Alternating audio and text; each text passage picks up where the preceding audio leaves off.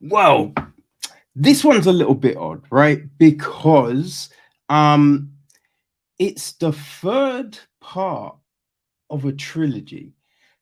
Kind of a trilogy. I mean, not quite a trilogy, to be honest. But there's two previous films around this subject made by the same team. So yeah, it's coming into something that's already been established and there's been things spoken about. So it's just like, I think when looking at this film, right, Blacks Can't Swim, Rewind. Rewind? I don't think it's Rewind, is it? I don't think so. Yeah, it is. Okay. That kind of thing. Whoo. When looking at this film, there's definitely questions, but I think you have to then go, all right, but was that maybe spoken about previously? You know what I mean? Which, yeah, it's an important kind of thing to consider because, yeah, there's definitely questions, people. There was definitely questions. All right, so this film is directed by, oh god, how do you say this? Mysterex? Mysterex? I don't know. Mysterex. So that's kind of mystery, right? But then with the X, so is it Mr. like as in Mr. X, right? I don't know. But that's who directed the film and co-wrote it along with Frank Awura. Uh yeah. Woo. Okay, so it is produced by Ed Accura and Accura and Mysterex do the music. Mysterex is cinematography and editing, and the sound is by Peaks Keek Alumi. Right now, our cast.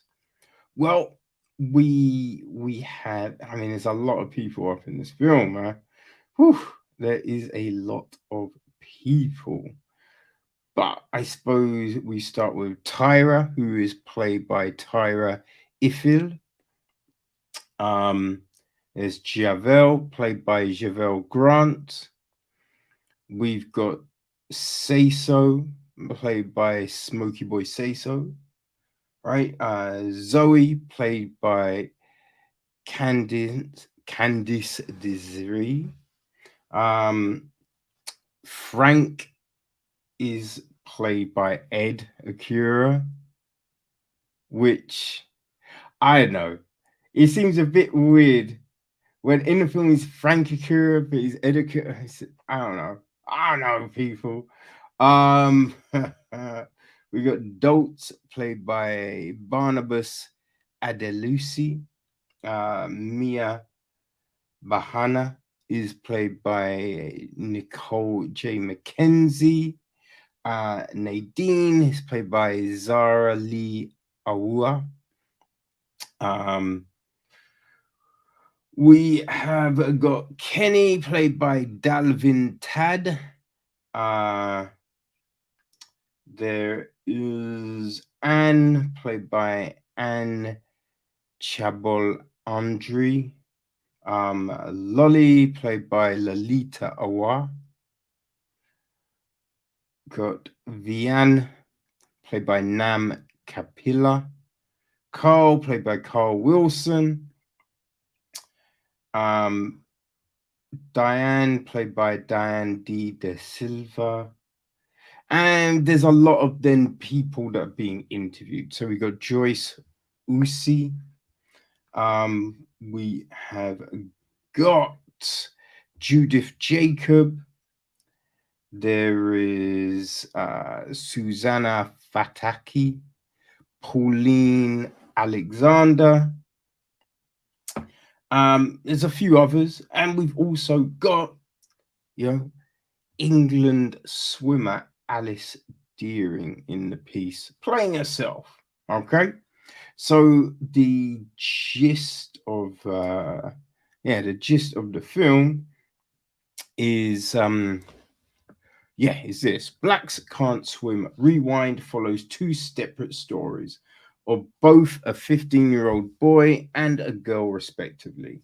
Both struggle with the effects of the stigmas and stereotypes that have helped shape the narrative and thought process as to why the disproportionate number of African, Caribbean, and Asians in England do not swim.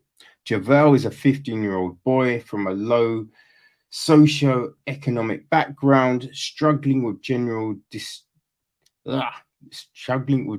direction and motivation of realistic career and life choices. He is presented with a career choice that could change his life forever, but will his disengagement with swimming be an obstacle? Tyra is a 15-year-old girl from a middle class background who has swum all her life and has a prospect of becoming an elite swimmer. Now, however, she is experiencing social, emotional, and physical changes which are making her consider walking away from swimming altogether. So, yes, that that is the film, people. Now, there's you know statements, right? There's Ed Accura, as I said, that he co-wrote the film. He's in the film, and he's also the co-founder of the Black Swimming Association, which he set up with Serene Jones, Danielle Obi, and Alice Deering, right? Um, so Ed has talking about the film, right? Says the documentary has already suspersed, superseded its expectation and propelled it to another level. The aim was to continue highlighting the issue of a disproportionate number of African, Caribbean, and Asians that do not swim. But I was pleasantly surprised to see that it has already given the youth involved the motivation, direction, and hope to seek a better life. By working with mentoring charities like Kick Off at Free, the documentary is not only highlighting the importance of water safety, drowning prevention, and aquatic career pathways, etc., it is now inspiring youth to put down the knife and walk away from crime. Yeah, I don't know if I don't know if it's doing that. I don't know. Now, as I said, look, one of his co-founders of Blacks Can't Swim, the Black Swimming Association, is Daniel Obe. She said, "Blacks Can't Swim Rewind is an accurate representation of the barriers the Black community face when it comes to swimming, whether that stems from an inherited cultural belief or simply not having the access, knowledge, or confidence they need to get in the pool. The BSA is proud to be working with Blacks Can't Swim to address these issues head on." Now, as I said, right, coming into this film after we've already had Blacks Can't Swim and Blacks Can't Swim the sequel, there are things that you do wonder. It's like, okay, what? I mean, they're talking about things that you default would be covered in the original film. Like, do we need this one? Now, from what I can ascertain, right, the the first film is following Ed's experience and the thing that got him to finally learn how to swim, right? The second film, I think, supposedly um, is dealing with 14 to 25-year-olds and, asking like, oh, what are your thoughts on swimming, blah, blah, blah. And so this one is dealing with adults, which it does and it doesn't, right? So you get a lot of interviews with adults, right? People of all different ages talking about, them growing up when they learned to swim, how um, their relationship with their kids plays in with the swimming and just all of this kind of thing, right? Which is fine. There's a lot of things that get said. There's things that get said which you do think, I don't understand what that has got to do with this, right? People talking about role models and saying that, oh yeah, celebrities, I expect them to be able to do. And we like, I mean, it has really got nothing to do with this. Someone was like, if a celebrity came out and said, I love swimming, that would get so many people swimming. And it would not. No. Now, if, right, you had, let's say, a football player, right? If you had a football player and, he's had a great season and people have been like, yo, what's the secret, man? Your stamina is great. You know what I mean? Like, oh, you're really showing these vast improvements. And they said, I don't know, it could be the fact that I've incorporated swimming into my training, right? That might get some people to go, I've been trying to get that extra little oomph.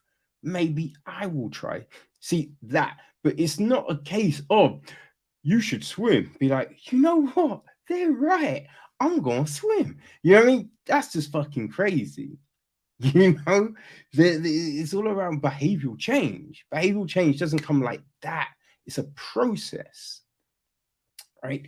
Now, I think there's two big things here, right? So all the people acting, in these two different storylines that kind of what's the word? Ooh, combine. Combine isn't a word I'm looking for, but you know what I mean. You know what I mean. When to converge, Yes, that's it. Right in these two storylines, the people we see, they're not actors, right? They're not actors. I'd be real curious to find out why we didn't use actors, because not everyone could, not everyone was that solid with their performance. You know what I mean? And I do feel if you're looking to inspire, if you're looking to get these messages across, you want the performances to be solid. You know what I mean? Because if they're not, people are just gonna kind of be like, yo, what the fuck was that? Right? It's gonna throw you out of the experience. So instead of talking about the message, you're talking about, boy, that person has stunk up that scene. You know what I mean? Like, now, here's the thing.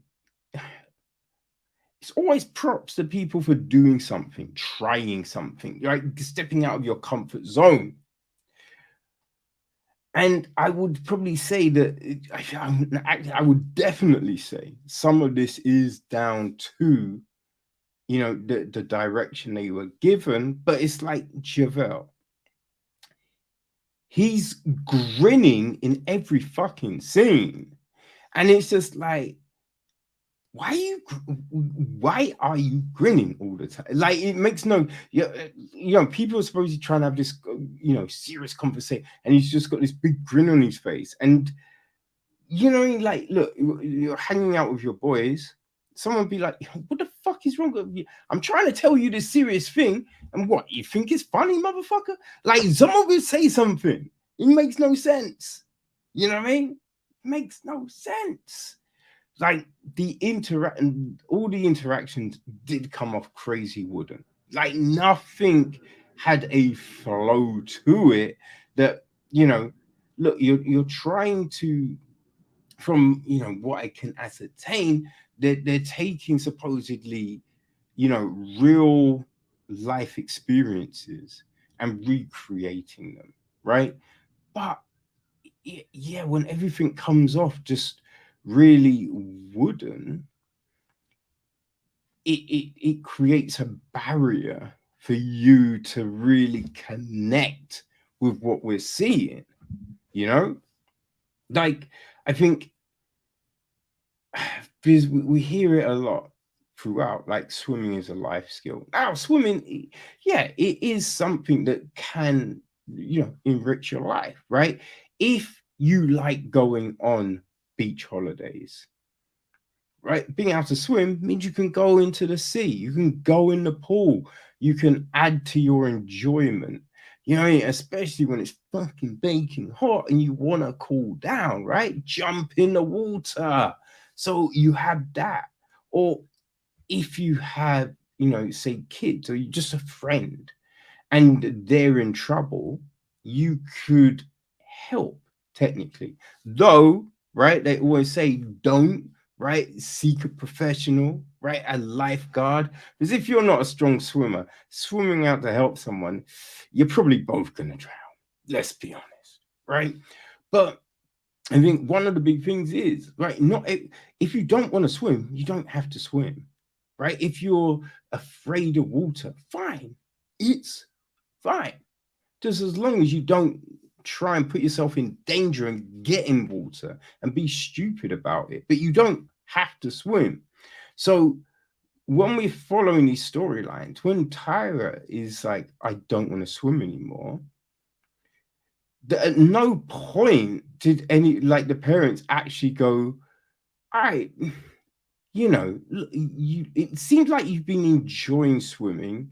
Why, you know, and we're just wondering, what's the thing that has got you thinking that you don't want to? Because she just says stuff like, you know, stuff, and he's like, like there's never a clear answer given. You know what I mean? But you've then got the parents being like, no, you're doing this and you're doing that, and it's just like, I think we all know that's never the way to convince someone to. You doing that is oftentimes going to push someone to not do something, right? And then with Terrell, firstly, it's a crazy one because it's just like, you know, parent looking for him to, you know, do something once he's finished school. Like, what's the job you want? Right? We don't know what his grades are like or anything like that. So it's not like, do you want to go to university, college, you know? And so he's just like, I want to be a football player. You know what I mean? Or I forget the other thing he said, right? But it's just like, all right, you could do that, but you need a backup, right? Because what if that, like the amount of people looking to be football players, right? So if you can't, you know, get into the squad, right? What else are you going to do? And then also, football players don't play, you know what I mean, in late into the 40s or anything like that. So what are you going to do once you finish football? So you could have that conversation, which isn't had. You know? And then it's like he walks past a army poster and it's like, I won't be in the army. That poster inspired me. There was nothing inspiring about the poster, right? If there was this like powerful message on it or something, fine. If he watched a film, a documentary, read a book, I'd be more like, oh, I see how someone's that could inspire someone. Listen to an interview on a podcast, on the radio, on whatever. But it's just we haven't walked past a poster. Supposedly now that's what I want to do. the whole army office like scene, it was like, tell me why you want to be, and he doesn't really give a proper reason, and she's like, well, that's, yeah, it sounds like you've got it all full, and I'd be like, what the fuck? And then we had them talking like, oh yeah, I met this boy and he's really passionate about joining the, I'm like, where did we get that from? We didn't see it in the scene. Where the fuck did that come from? You know what I mean? And this, there's just these odd things like that in this, which doesn't really, you know what I mean, get the importance of this thing across. It's, you just have people talking down to people, going, "You have to swim. Why aren't you swimming?" It's like when they bring Frank in to talk to both, you know, Javell and Tyra, you just have him sit down, then stand up and be like, "Bah, bah, bah, bah, bah, bah, bah, bah, bah," and we do the whole Charlie Brown, you know, and it's just like, what the fuck is that? Right? If you're having a conversation, sit down, talk to someone, like, basically, don't stand over them and be like, you know, I get the overall message of this, right? I understand, you know, there's a lot of people that maybe want to swim but don't have the access to, right? Or someone going, yeah, of course you can swim. You know what I mean? So I understand that. And if this will help people do that, all power to it, right? There is a girl at the beginning, you know, and she's talking, saying that the thing that got her to learn to swim was the first documentary. So obviously it has connected with some people and made them think about stuff. Fantastic. You know what I mean? Anything that can do a thing all good. Like, I hate Harry Potter, but if that can get people to read, outstanding. You know what I mean? But it doesn't fully address all the issues. Like in a statement where it's like, oh yeah, this film has got people to put down knives and step away from. I mean, like, how?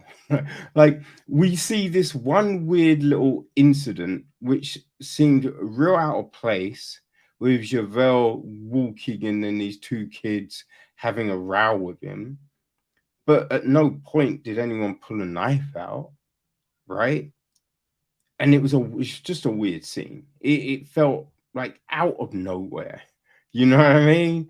um but yeah, I don't, it's a weird statement to make, because it feels like it had nothing to do with the film. But the film does go into these weird directions, and there's people talking about these things, and you're thinking, how is that connecting with this? You know what I mean? How is that connecting with this? You know, like they talk to there's a mum with with her kids, right? And the just the three boys are in suits. You know what I mean? The girls, the two daughters are dressed up, and it's like, it's a cute little scene, right? But they're talking, and one of the boys is like, "Oh, you know, the only swimming, like the only computer game with swimming in it is the Olympics, and there's a Commonwealth Games one as well." Which is, you know, I feel there is a swimming game, but it's like there's not games on a whole heap of sports because the interest isn't there, right? It's just not one of those things. If you want, you know, swimming to be huge, you need to get firstly, you need to get better TV coverage, right? I know swimming coaches, access to pools is ridiculous. You can't get it, right? You can't get it, or if you do, your ability to get enough time for your squad is fucking difficult, right? There's a lot of things that play into, like, the coaches aren't paid that much. You know what I mean? It's a difficult thing.